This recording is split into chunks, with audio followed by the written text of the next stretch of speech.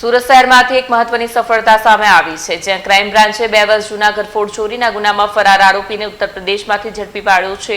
ઉમરા વિસ્તારમાં થયેલી આ ચોરીના કેસમાં પોલીસે લાંબા સમયથી શોધખોળ ચાલુ રાખી હતી.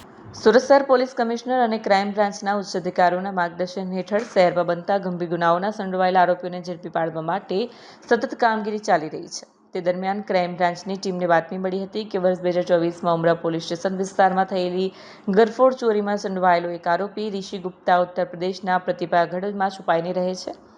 આ બાતમીના આધારે ક્રાઇમ બ્રાન્ચની ટીમ પ્રતિભાગઢ પહોંચી અને ગુપ્ત તપાસ હાથ ધરી આરોપીને ઝડપી પાડવામાં સફળતા મેળવી.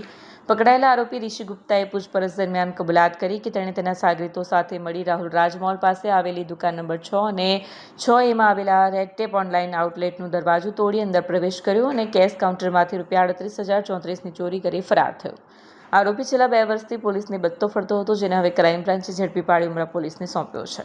ઓનલાઈન આરટીઓ એપીકે ફાઇલ મોકલી આ નાગરિકો સાથે છેતરપિંડી કરનાર જામતારા ગેંગની બે આરોપીઓને સુરત સાયબર ક્રાઇમ સેલ દ્વારા મુંબઈ ઘાટકોપર ઈસ્ટ વેસ્ટથી ઝડપી પાડવામાં આવ્યું છે.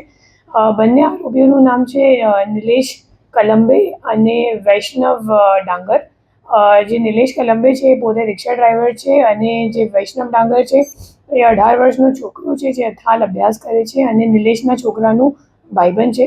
અને એ લોકોએ ભેગા મળીને પોતાનું અકાઉન્ટ ખોલાવીને પછી જે નાસ્તો કરતો આરોપી અલી જે જાતે જામધારાનું છે, તો એમને એ લોકોએ પોતાનું અકાઉન્ટ આપી અને ફરિયાદી સાથે જે ₹9,60,000ની છેતરપિંડી થઈ હતી એ તમામ અમાઉન્ટ પોતાના અકાઉન્ટમાં લઈને એમને વિથડ્રો કરીને અલીને આપી દીધું અને પોતાનું કમિશન 40,000 જેટલા કમિશન એ લોકોએ બંને રાખીને પછી અલીને તમામ રોકડ આપીને આ કાંડ કર્યું છે.